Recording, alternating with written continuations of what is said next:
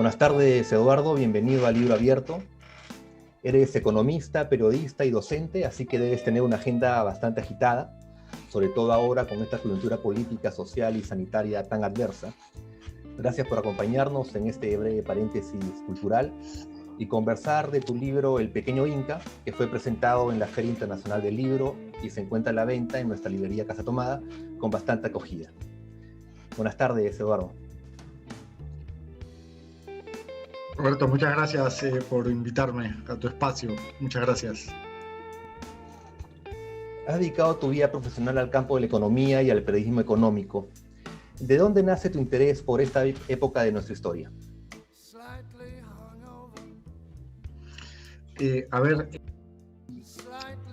Lo que sucede es que yo he sido, perdona que hable en primera persona, Roberto, pero creo que yo he sido, como alguien lo definió muy bien hace poco, un historiador clandestino, un historiador trunco, un lector, ¿no es cierto?, también clandestino, porque evidentemente mi actividad, mi campo de estudio, y creo que te puedes dar cuenta por todas estas cosas que tengo atrás,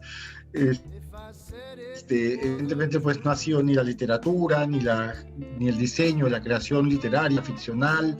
Quizás efectivamente a mí me nace esta sensación de escribir, esta sensación de, digamos, recrear una etapa de la historia de lo que actualmente es el Perú moderno o Sudamérica moderna, básicamente por esta clandestinidad de la que te hablaba hace un ratito, ¿no? Yo recuerdo mucho en el pregrado, quizás yo no es que haya sido un mal alumno de economía, no obstante mi formación como economista creo que siempre ha estado ahí, pero sí me escapaba, ¿no?, de la economía, de tratar de, o sea, me iba a la biblioteca, te digo con toda sinceridad, y que mis profesores y profesoras de esa época me disculpen, pero no leía lo que realmente ellos mandaban leer, ¿no?, con la pericia que debía tener un estudiante de economía. Leía de todo, leía de antropología, leía de sociología y evidentemente leía de historia. Y dentro de ese espacio, ¿no?, historiográfico, y siempre me llamó la atención un personaje concreto que fue Tupac Yupanqui, y sobre todo estimulado por las clases en ese entonces en estudios generales, recuerdo, de José Antonio del Busto. Por ese entonces, fines de los 90 te hablo, todavía del Busto no había publicado su libro Tupac Yupanqui, Descubridor de Sanidad, pero ya había escrito ensayos, ya había escrito artículos y ya nos hablaba de ello en clases, ¿no? Entonces yo creo que todas esas dimensiones, todos esos detalles, estas características se juntaron y formaron este historiador trunco, esta suerte de escritor, digamos, clandestino que fui, ¿no? No obstante, repito, mi actividad profesional estuvo muy alejada de la actividad literaria. Primero trabajé mucho tiempo en casas de bolsa, como analista bursátil, como analista financiero, hacía informes de todo menos de historia, y evidentemente después ya pasé a banca de inversión, ¿no? O sea, imagínate, y recién, bueno, ya me dedico entero al periodismo económico y financiero, igual, alejado, pero creo que básicamente esa es una explicación de lo que pasó con el nacimiento, de cara al nacimiento de este trabajo, ¿no?, de este libro, ¿no? El Pequeño Inca presenta datos históricos interesantes, ¿no?, y verosímiles también. ¿A qué fuentes recurriste? Sí, bueno, ahí sí creo que entra el economista, ¿no?, que llevo dentro, ¿no?, porque los economistas basamos mucho nuestra actividad en datos, ¿no?, y sobre todo en datos sólidos, duros, ¿no? Ya después, probablemente la metodología del economista decante, pues, en generar informes o en generar, no voy a decir historias, pero sí, digamos, análisis a partir de esos datos duros. Y lo que hice fue prácticamente una réplica, ¿no? No obstante, el libro es de ficción, ¿no es cierto? No es un informe o un análisis de un mercado específico, pero lo que sí se colgó mucho a datos.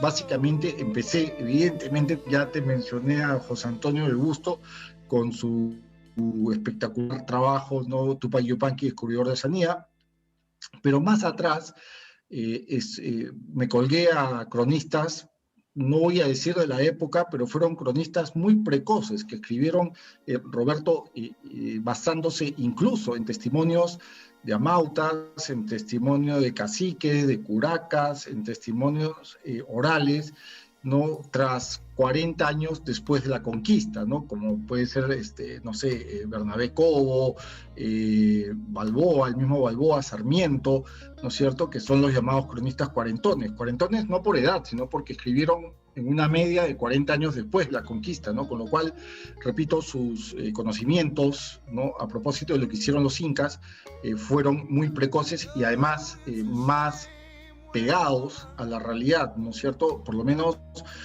no escribieron de una manera muy onírica, recreando, ¿no? Con todo respeto, no hicieron el ejercicio de Garcilaso de la Vega, ¿no? Que fue un ejercicio más reivindicativo. Los cronistas estos creo que fueron un poco más quirúrgicos al momento de narrar lo que había escrito o las tradiciones andinas del mundo andino y lo que habían, y los hechos, los decires y los haceres de los antiguos señores del Cusco, ¿no? Entonces creo que el ejercicio en ese sentido creo que sí fue bien, digamos, pegado o colgado a la metodología de un economista y sobre todo, como tú bien dices, la trazabilidad del dato, ¿no? Yo creo que no obstante una obra literaria de ficción se puede permitir ciertas licencias. Yo creo que la trazabilidad de los datos históricos son claves al momento de recrear o crear una ficción determinada, ¿verdad? Eduardo, ¿por qué escogiste como público objetivo de esta historia, este mensaje que has dado en el libro al público infantil y juvenil?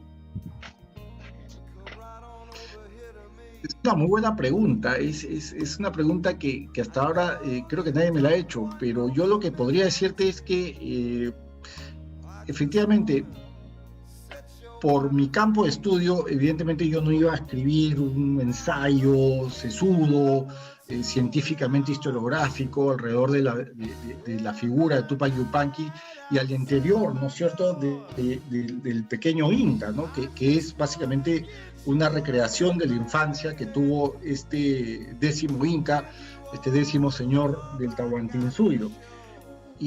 Pero no obstante ello, creo que sí se me ocurrió recrear o dibujar, ¿no es cierto?, un escenario de su vida quizás un poco más alejado del personaje histórico, adulto, ¿no? Digamos, y estar más cercano a un personaje que a mí me permita no solamente la licencia de crear o diseñar, ¿no es cierto?, un actor, digamos, con todas las características de la aventura, con todas las características de las ocurrencias que están al interior del libro, sino también un personaje preadolescente y adolescente, ¿no?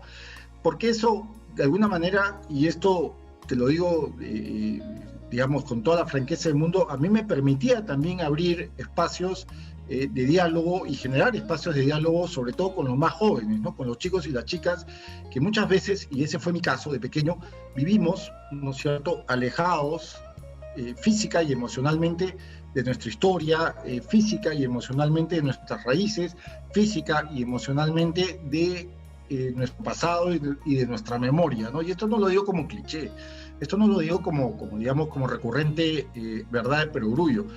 Yo lo que establezco acá es que la razón de haber escogido digamos, un público, ¿no es cierto?, de pequeños, quizás no necesariamente preadolescentes o adolescentes, sino hasta más chiquitos, es porque creo que es importante que ellos se identifiquen, ¿no es cierto?, y que tengan como un hilo catalizador a un personaje que de alguna manera, forzando, ¿no?, la situación, sea como ellos y como ellas, ¿no?, como los chicos y las chicas. Entonces, básicamente fueron esas dos las razones, ¿no?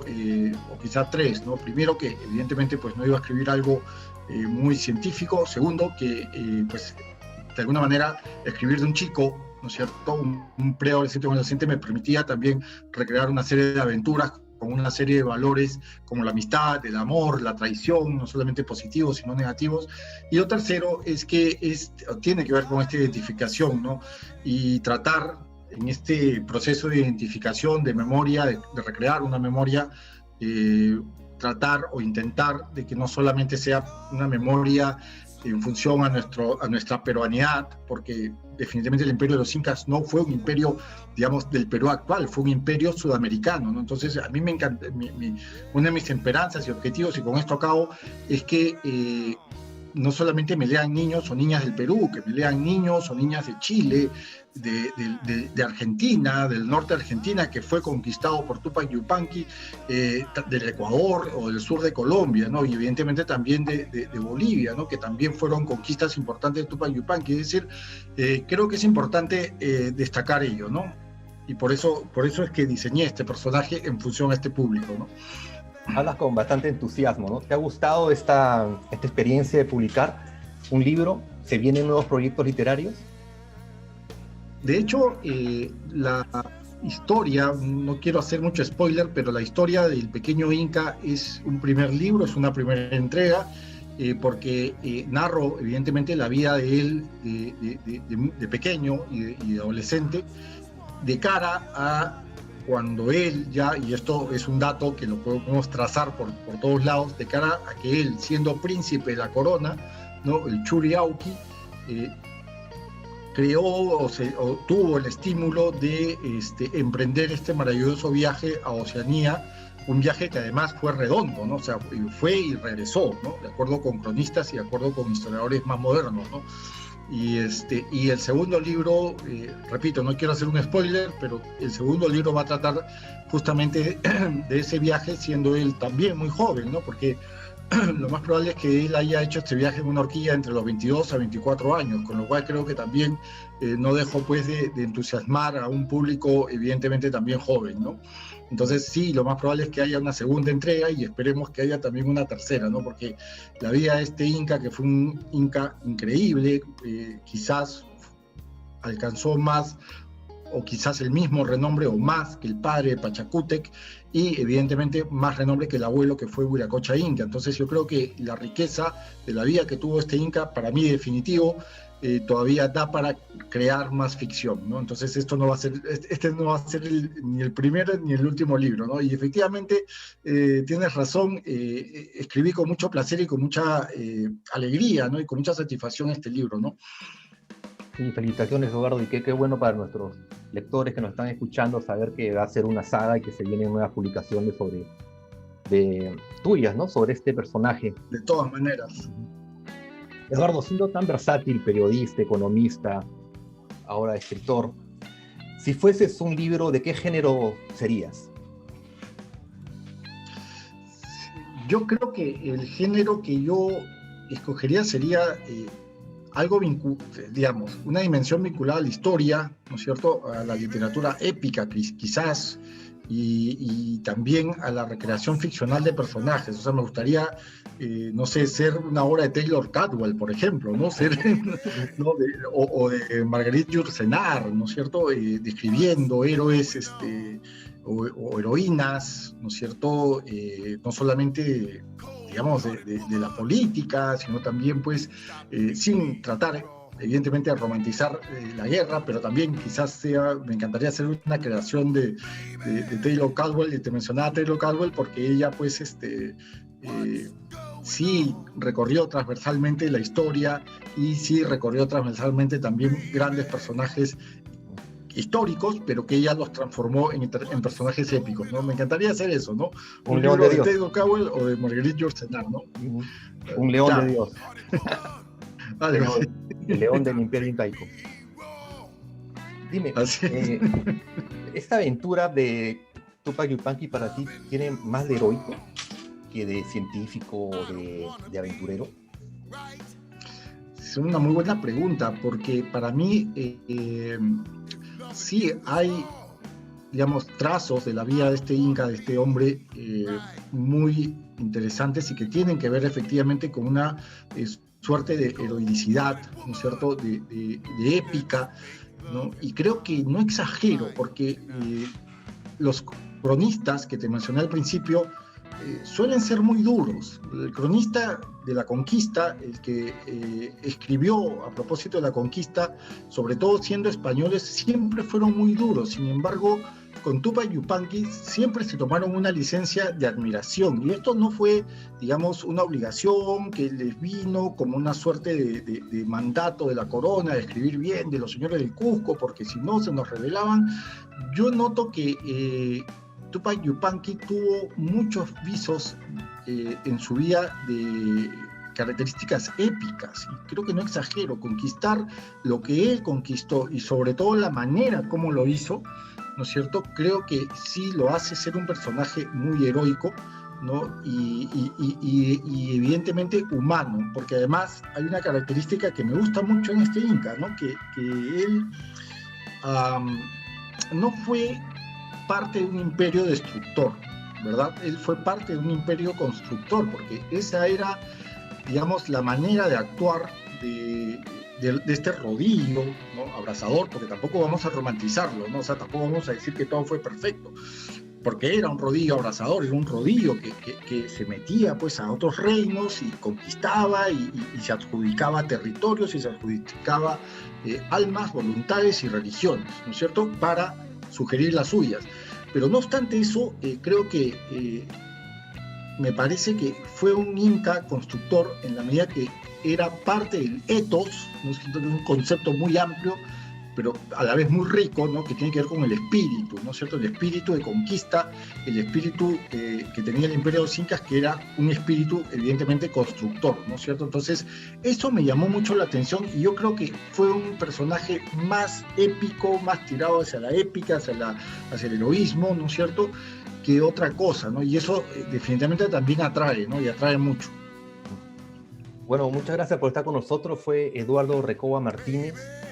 Tienes tu libro a la mano, ¿puede mostrarlo? Acá lo tengo, sí. Y quiero, si me permites un segundito, sí, destacar también las ilustraciones de Luis Morocho, ¿no es cierto? La edición, evidentemente, Editorial Bermudas, que fue una edición muy impecable, respetó siempre al autor y respetó siempre al ilustrador, ¿no? Pero creo que las ilustraciones de Luis Morocho le dan un aire tipo cómic, ¿no? Que definitivamente le va a gustar mucho a los chicos y a las chicas que lean este trabajo, ¿no? Que fue además hecho con mucho cariño, ¿no?